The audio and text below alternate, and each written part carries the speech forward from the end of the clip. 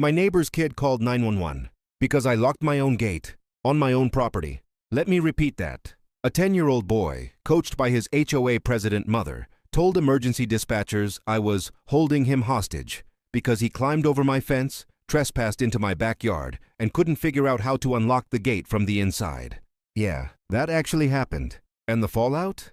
Police reports, threats of lawsuits, a full HOA meeting meltdown, and a woman who absolutely destroyed her own reputation in front of the entire neighborhood. Buckle up, because this story starts with a simple wooden gate and ends with a Karen getting everything she deserved. My name's Daniel. I'm 32, work remotely as a software engineer, and last year I finally bought my first home. Not a mansion, not fancy, but it was mine. A modest 2-story house in a suburban neighborhood with sidewalks, identical mailboxes, and, unfortunately, a homeowners association. Now before you roll your eyes, I'll say this. I wasn't anti-HOA at first. I read the rules. I paid the dues.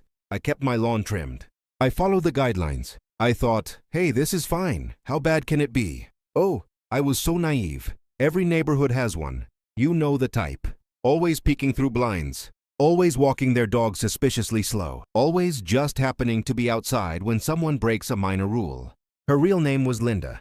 But within 3 weeks of moving in, I privately started calling her Karen Prime. She was in her mid-40s, peroxide blonde hair in a stiff helmet shape, permanent sunglasses even indoors during meetings, and the tone of voice of someone who hadn't heard the word no in decades. And of course, she was the HOA president. I learned this on day 3. I was unpacking boxes in my driveway when she appeared beside me like a ghost. No footsteps, no greeting, just, "You're not planning to leave those trash bins visible from the street, are you?" That was our first interaction. Not, "Hi, welcome to the neighborhood." Not, "Nice to meet you." Straight to enforcement. I blinked at her. "Oh, no, I just moved in." She smiled. But not a friendly smile. The kind of smile a teacher gives before handing you detention. Good, because we take community appearance very seriously here. And with that, she walked away. No goodbye, no introduction. Just judgment. Over the next few weeks, I started noticing patterns. Linda would walk by my house at least twice a day, stop to inspect my lawn, stare at my porch like it had personally offended her, take pictures of houses on her phone, not subtly. One afternoon, I caught her photographing my recycling bin. I stepped outside and asked, "Everything okay?" She jumped, genuinely startled, like she'd been caught doing something illegal. "I'm documenting compliance issues." "Compliance issues? Your bin was visible from the street for over 30 minutes. I stared at her. It was trash day. Everyone's bins were out. She leaned in closer, lowering her voice like she was sharing state secrets. "Rules apply even on trash day." That's when I realized I wasn't dealing with a reasonable person. My house had one feature I absolutely loved: a large backyard. It was one of the reasons I bought it. I don't have kids, but I like privacy. I like space. I like sitting outside without feeling like I'm on display in a fishbowl. But there was one issue. The previous owner had installed only partial fencing. The left side was fenced. The right side was fenced. But the back portion, which bordered a shared greenbelt walkway, was completely open. At first, I thought it was fine, until I started noticing things. Dog poop, footprints, litter. Once, someone's kid left a scooter in my yard. I checked my security camera footage. Turns out, neighborhood kids were treating my backyard like an extension of the public park, cutting across it, playing in it, letting dogs run loose in it, and no one asked. So I did what any reasonable homeowner would do. I checked HOA guidelines, read fencing rules carefully, contacted the architectural committee, submitted a proposal, waited for approval. 2 weeks later, I got the green light. Approved fence, approved gate, approved materials, approved height. Everything by the book. I hired a contractor and installed a clean, simple wooden fence across the back, with a lockable gate. Not a fortress, not barbed wire. Just a normal gate with a basic latch. Problem solved, right? The morning after installation, I was drinking coffee on my porch when I saw Linda marching toward my house. And I mean marching. Shoulders tight, jaw clenched, purposeful footsteps. She didn't knock. She stood at the bottom of my porch and called out loudly, "We need to talk about that fence." I set my mug down and walked out. "Good morning to you too." She ignored that. "I've received complaints." I raised an eyebrow. "Complaints about what?" "Your gate is blocking access to the greenbelt." I stared at her. "My property is not a public access point." She crossed her arms. "It's been used that way for years." That doesn't make it public property. Her lips tightened. Well, some families rely on that path. I shrugged. They can walk around like everyone else. She didn't like that. Not one bit. After that, things escalated subtly. Someone left anonymous notes on my door. Be neighborly. Think of the children. You're hurting the community. I knew exactly who it was. Then HOA emails started appearing. Suddenly there were reminders about fence aesthetics, gate hardware compliance, community cooperation, avoiding hostile architecture. All sent by Linda. All clearly about me. Still, I was in compliance. I had documentation. I wasn't breaking any rules, which meant she had to get creative. Linda had a son named Tyler, around 10 years old, loud, spoiled. The type of kid who rode his bike full speed down the sidewalk and expected adults to move out of his way. Before the fence, he was one of the kids cutting through my yard regularly. After the fence, he started testing it, rattling the gate, kicking it, shaking the latch. Once I caught him climbing the fence. I stepped outside and calmly said, "Hey buddy, you can't be back here. This is private property." He rolled his eyes. "My mom says you're not allowed to block the path." I almost laughed. "Your mom is wrong." He huffed and climbed back over. That should have been the end of it. It wasn't. 3 days later, I was on a work call. Headphones on. Camera off. Deep into debugging code. That's when I heard pounding. Not knocking. Pounding. I pulled off my headphones. Thump, thump, thump. It was coming from the backyard. I walked to the sliding door and looked outside. And there he was. Tyler. Inside my fenced backyard. Yanking on the locked gate. Shouting, "Hello, hello, open the gate!" I stepped outside. "What are you doing back here?" He spun around, startled. "You locked me in!" I blinked. "You climbed into my yard." "I was just walking through." "That's not allowed anymore. You need to climb back over where you came in." He stomped his foot. "I don't want to." I stared at this kid, genuinely confused. "You climbed over the fence to get in. Climb over to get out." Instead of doing that, he pulled out a phone and started dialing. I watched him hold the phone to his ear and say the words that would turn my peaceful little homeownership dream into an absolute nightmare. "Hi, my neighbor locked me in his backyard. I'm scared." My stomach dropped because I knew exactly what was about to happen. And worse, I knew exactly who put him up to it. So there I was, standing in my own backyard, watching my HOA president's kid call 911 because he trespassed onto my property and got himself trapped. And the worst part? I could already picture exactly how this was going to play out. Because when Karen types like Linda don't get their way, they don't back down. They escalate. Tyler wasn't even trying to be subtle. He paced around my yard while talking loudly enough for me to hear every word. "Yeah, I'm in my neighbor's backyard." He locked the gate. "I can't get out." He shot me a sideways look while saying it. A 10-year-old. Performing. I stepped closer and said calmly, "Tell them you climbed over the fence to get in." He covered the phone and whispered, "My mom says you're not allowed to lock it." There it was. Confirmation. This wasn't a misunderstanding. This was planned. He went back to the phone. He won't open it. I'm scared. I took a slow breath, because the moment police were involved, everything changed. The kid stayed in my backyard for a full 10 minutes. 10. He could have climbed out at any time. But instead, he sat on my patio chair like he owned the place, swinging his legs while waiting for law enforcement to arrive. I went inside and grabbed my phone, pulled up my security cameras. Every angle. Front yard, backyard, side yard, fence line. I scrolled back, and there it was. Clear as day. Footage of Tyler climbing over my fence. Trespassing. Uninvited. Unprovoked. Good. If this was going to become a legal circus, I had receipts. About 15 minutes later, I heard it. That faint, unmistakable sound. Whoa, whoa. Police sirens. Tyler perked up immediately. He jumped off the chair and ran to the gate, rattling it dramatically like he was in a horror movie. "Help! I'm back here!" I stepped outside. Not panicked, not aggressive, just calm. Because when you know you're in the right, calm is power. 2 squad cars pulled up in front of my house. 2 officers stepped out. One older, taller guy with a tired expression. One younger officer who looked like he still believed most people were telling the truth. They walked toward the backyard gate. The younger one called out, "Police department, anyone back here?" Tyler immediately started yelling. "I'm here, he locked me in." I opened the gate from the outside and stepped aside. The kid bolted out dramatically and ran straight toward the younger officer. I thought I was going to be stuck forever. The older officer didn't react emotionally. He just looked at me. long assessing look, the kind that said, "I already know this doesn't smell right." The younger officer turned to me. "Sir, can you explain what happened?" "Of course," I said calmly. "He climbed over my fence into my backyard without permission. The gate locks from the inside and outside. He panicked when he couldn't figure out the latch." The younger officer frowned. The older officer looked at the fence, then the gate, then the latch, then the kid, then back to me. He asked one simple question. "How'd you get in, son?" Tyler hesitated, just a fraction of a second. But it was enough. I came through the gate." The older officer raised an eyebrow. "The locked gate?" Tyler's face turned red. Silence.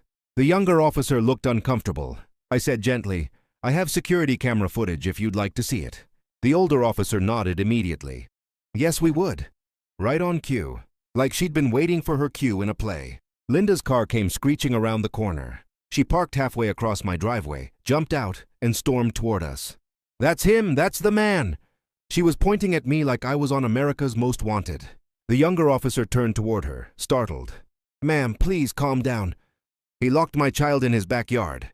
Her voice echoed down the street. Windows opened. Curtains moved. Neighbors emerged. The show had officially begun. Linda marched right up to the officers, ignoring personal space entirely. "I want him arrested immediately." The younger officer blinked. "Ma'am, we're still assessing the situation." "There's nothing to assess. He trapped my son." The older officer finally spoke. Calm, low, controlled. "Ma'am, we're going to need you to lower your voice." She scoffed. "Excuse me? My child was kidnapped." That word, kidnapped. The entire street went silent. The younger officer looked at me with a flash of uncertainty. But the older officer didn't move, didn't react. He just said, "We're going to review the evidence," and turned back to me. "You said you have footage?" "Multiple angles," I replied. Linda froze, just for half a second. But I saw it. Fear. I invited the officers inside. They followed me into my living room, where I pulled up the camera feed on my TV. Linda tried to follow. The older officer gently blocked her. "Ma'am, wait here." She huffed loudly. "I have every right to be present." "Not inside his home, you don't." That was the first time anyone had told her no in a long time, and she did not like it. I pulled up the clip. We watched in silence. Tyler approaching the fence, looking around, grabbing the top, climbing over, dropping into my yard. Trespass. Clear. Unmistakable. The younger officer exhaled slowly. The older officer nodded once. "That answers that." I queued up another clip. Earlier footage. Multiple kids cutting through my yard before the fence. People treating it like a public path. "This is why I installed the fence," I said quietly. "For privacy and security." The older officer turned to the younger one. "Textbook trespassing." The younger officer nodded, a little embarrassed. Yeah, it is." We stepped back outside. Linda immediately rushed forward. "So, are you arresting him?" The older officer shook his head. "No, ma'am." Her face contorted. "What do you mean, no?" "Your son trespassed onto his property. He was not trapped. He could leave the same way he entered." Silence. Absolute silence. You could practically hear the neighbors collectively holding their breath. Linda stared at him like he'd just spoken a foreign language. "That's not possible." "It's on video." She turned toward Tyler. "Tell them." Tyler wouldn't look at her. He stared at his shoes. The older officer continued. "Furthermore, making a false emergency report is serious." Her head snapped back to him. "Are you threatening me?" "I'm informing you." That's when her voice changed. From outrage to calculation. Well then, maybe there wouldn't be an issue if he hadn't installed an illegal gate. I almost laughed. The older officer tilted his head. "Do you have evidence that the gate is illegal?" "He didn't get approval." I pulled out my phone and calmly opened my email. Scrolled. Turned the screen toward him. HOA Architectural Committee approval, 2 weeks before installation. The officer glanced at it. "Looks legitimate." Linda looked like someone had punched the air out of her lungs. "That committee doesn't speak for me." The officer blinked. "Ma'am, the HOA is not law enforcement, and even if the gate were against your rules, that would be a civil matter, not a criminal one." Her mouth opened, closed, opened again. No sound came out. The crowd of neighbors was now fully gathered, watching, listening, judging, and for the first time, Linda wasn't controlling the narrative. The older officer turned to her fully. "I strongly suggest you do not use emergency services as a weapon in personal disputes." That sentence landed like a hammer. If we get another call like this, it won't be treated lightly." Her eyes darted around.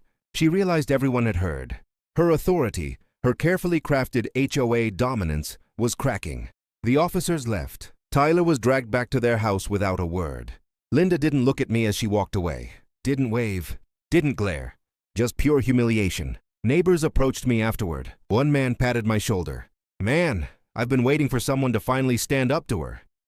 A woman whispered, "She's been terrorizing this block for years." I smiled politely, but inside, I knew this wasn't over. Because when you embarrass a Karen publicly, they don't learn, they retaliate. That night I checked my mailbox. Inside was a letter, official looking, HOA letterhead, subject line, "Notice of violation, hostile behavior toward community members." I stared at it and slowly started to laugh. Because now she was making it personal, and she had no idea how badly this was about to backfire. She'd called the police on me, lost, publicly. She'd accused me of kidnapping, lost credibility. She'd embarrassed herself in front of the entire street. So now she did the only thing people like her ever do when they lose control. She weaponized bureaucracy. I stood in my kitchen staring at the HOA notice like it was a bad joke. Notice of violation, hostile behavior toward community members.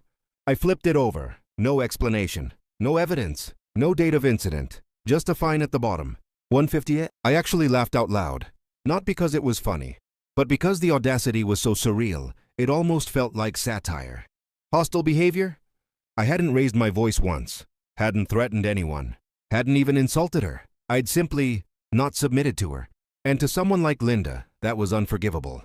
The next morning, my inbox was waiting. Subject line, "Serious community concern." Sent to the entire neighborhood mailing list. From Linda, and it was something. She didn't name me directly, but she didn't have to. Some residents have chosen to prioritize isolation over cooperation. Some residents have created physical barriers that disrupt the natural flow of our community. Some residents have shown aggression when approached. Aggression. I replay the entire interaction in my head. Me, calm, measured, factual. Her, screaming kidnapper in the street. And now she was rewriting history. Classic. Then something unexpected happened. A reply came in, not from me, but from someone else. Subject line, "Serious community concern." Message? Are we talking about the police incident? Because we were outside. We heard everything. And that is not what happened. I didn't recognize the name immediately, but my chest tightened because someone was pushing back. Then another reply. "Yeah, I was there too. The officer said the child trespassed." Then another. "This feels like a misuse of HOA authority." Linda didn't respond for 6 hours. But when she did, she came back swinging. That evening, a certified envelope appeared on my door. Inside, a full-page HOA complaint. Not one, not two, but 5 violations. According to Linda, I was guilty of creating an unwelcoming environment, harassing a minor, installing intimidating architecture, disrupting community unity, engaging in retaliatory behavior. And the punishment? A hearing. A formal HOA disciplinary meeting. With the power to levy daily fines. With the power to put a lien on my house. All because I locked a gate. I won't lie. I got angry. Not shout into a pillow angry. Not throw things angry. The dangerous kind. The cold focused kind. Because now it wasn't about offense. It was about someone trying to manipulate the system to punish me for refusing to be controlled. And the worst part? She thought I'd back down. She thought I'd get scared. Comply. Apologize. Remove the gate. She had no idea who she was dealing with. That night I opened a folder on my laptop. Title? Linda. Inside I began organizing everything. Every email. Every HOA document. Every camera clip. Every incident. Timeline. Screenshots. Dates. Times. I wasn't going to walk into that meeting emotional. I was going to walk in prepared. Because if Linda wanted to turn this into a courtroom, I was going to bring evidence. Over the next few days, things shifted. Neighbors started approaching me quietly. Not loudly, not publicly, but in driveways, on walks, by mailboxes, whispers. "We saw what happened. She's been out of control for years. You're not the first person she's targeted. She fined me for chalk on the sidewalk once. She made my elderly dad cry over a lawn ornament."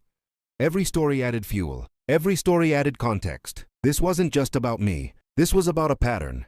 And suddenly people were watching the situation closely. Not just for entertainment, but with hope.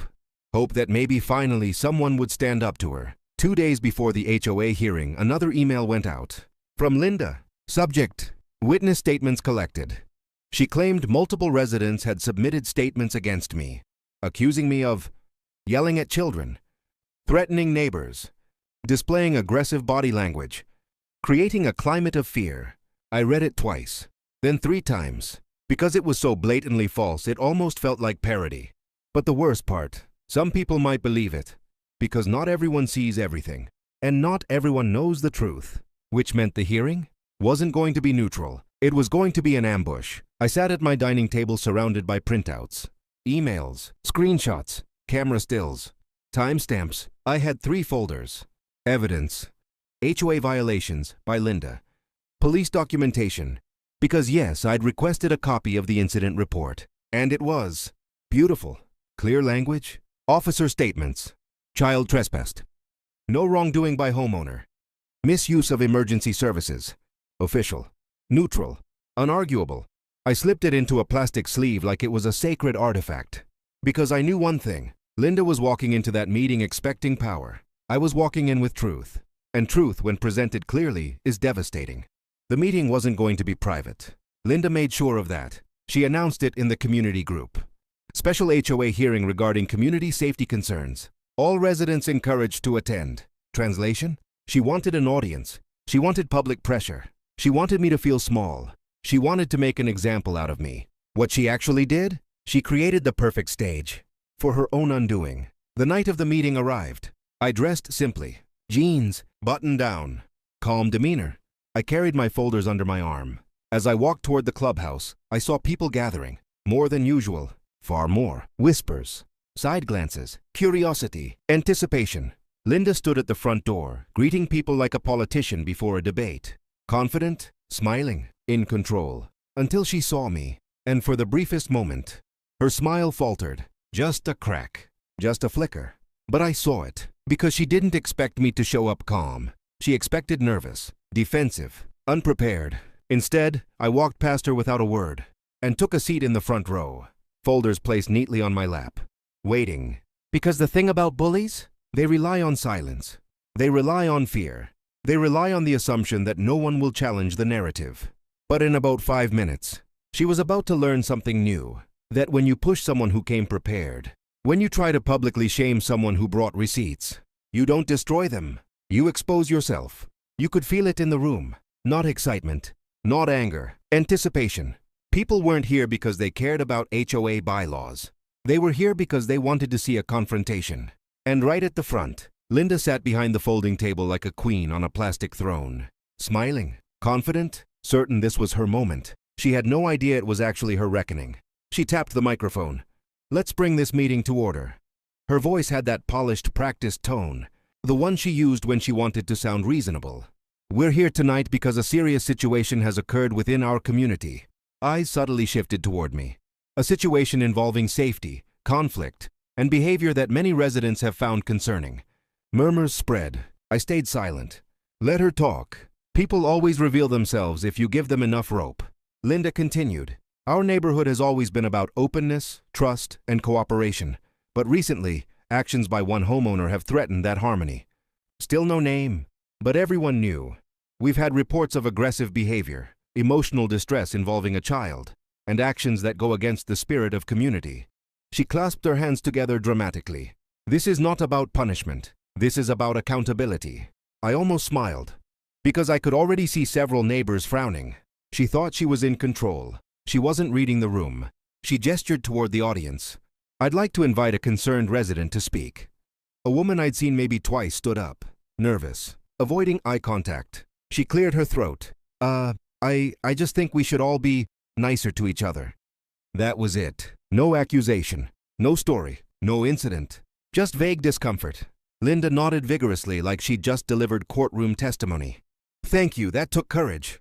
The audience looked confused. Not convinced, confused. Next, a man stood. I recognized him. He lived 2 houses down from Linda. Never spoken to me once. I mean, I didn't see anything myself, but Linda told me the situation was serious, and I trust her judgment. That sentence did more damage to her case than he realized. You could see it happen. People exchanged glances. Eyebrows raised. Someone whispered, "So you didn't actually see anything?" Linda shifted in her chair. She leaned toward the microphone. "The emotional trauma to my child is not up for debate." There it was. She said it. She made it personal. Her voice sharpened. No child should ever feel unsafe in their own neighborhood. Someone near the back spoke up, loud enough for everyone. He wasn't in his own yard. He was in his neighbor's. The room went quiet. Linda froze, just for half a second. Then her tone changed. That's not the point. But the seed had been planted. And once people start thinking critically, the illusion crumbles fast. Linda finally turned toward me. "Daniel, would you like to explain your behavior?" Dozens of eyes on me. Silence. This was the moment she'd imagined would be humiliating for me. She thought I'd stumble, stammer, apologize. Instead, I stood calmly, folders in hand. Yes, I would. The room leaned in, literally leaned in, but I'd like to do it with facts. I walked to the front. Not aggressively, not dramatically, just steady. I held up a printed still image. This is a screenshot from my security camera. I placed it on the table, turned it toward the audience. That's Tyler climbing over my fence. Murmurs exploded instantly.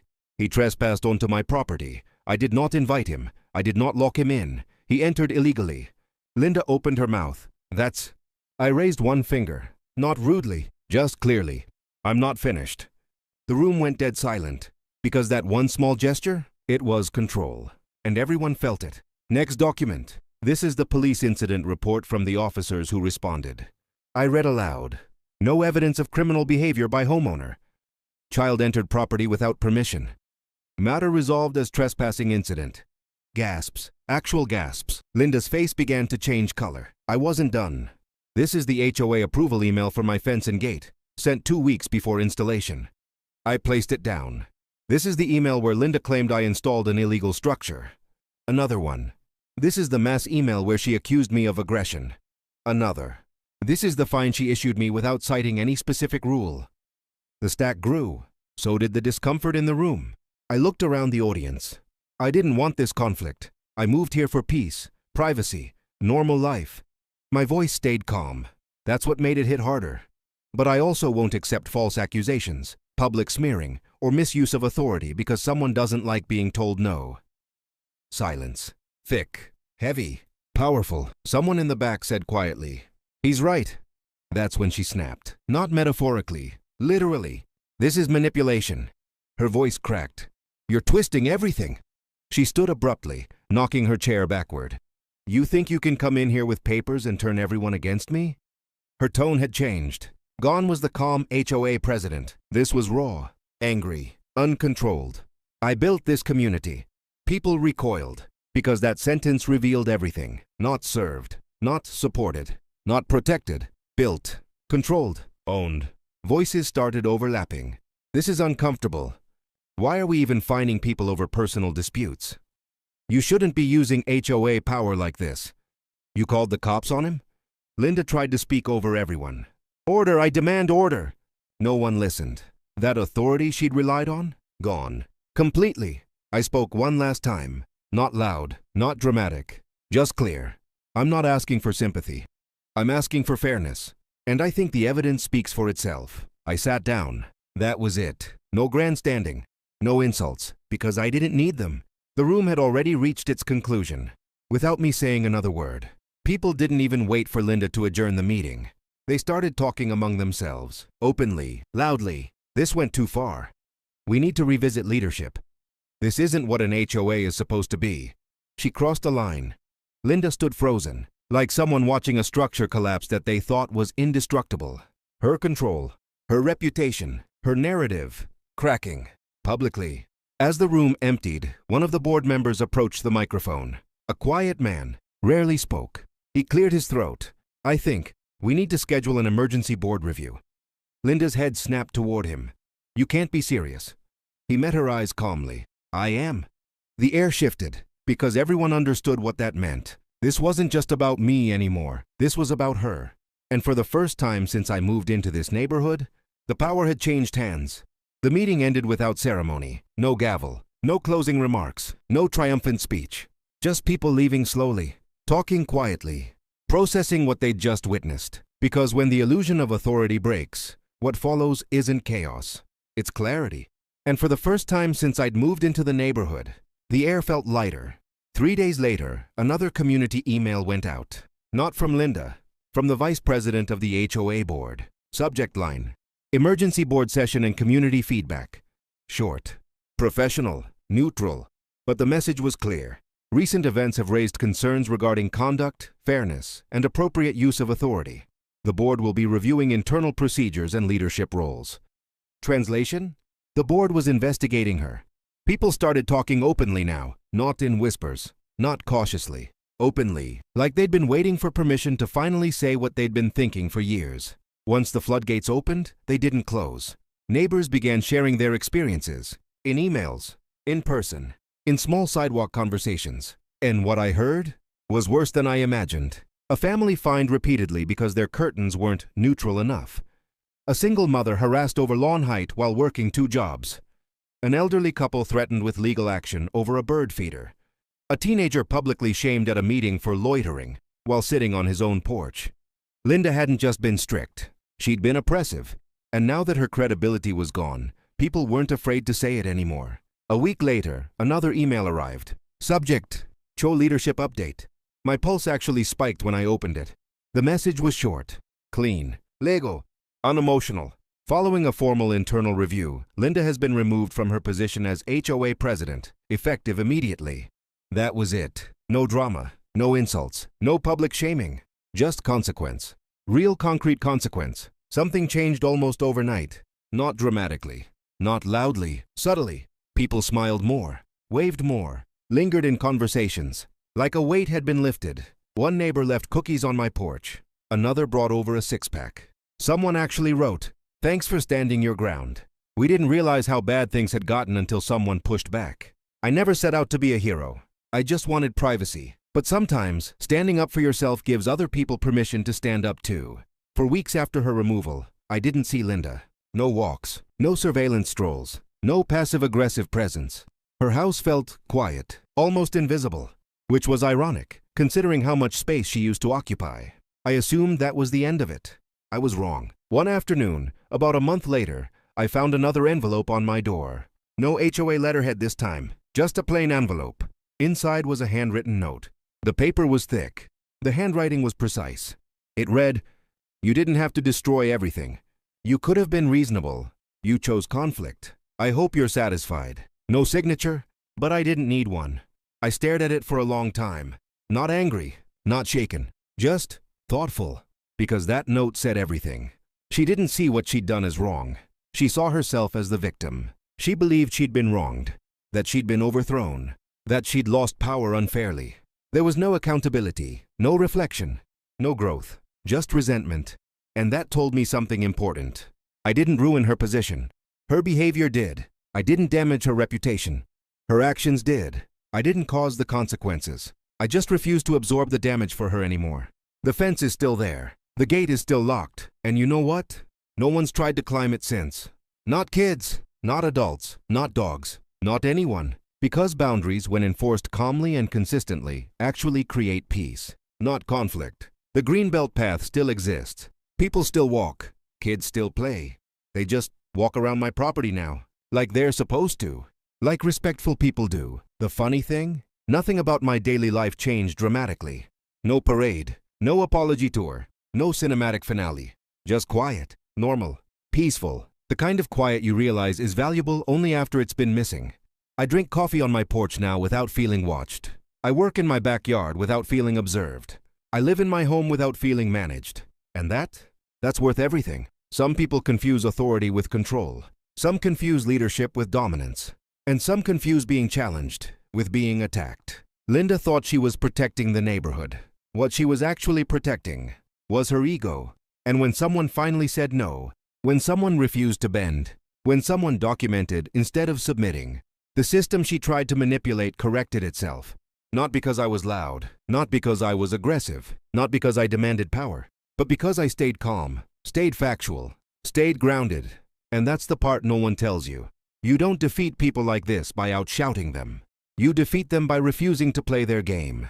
She tried to trap me with a gate. Instead, she trapped herself with her own behavior. And I just stood there and watched the truth do the rest.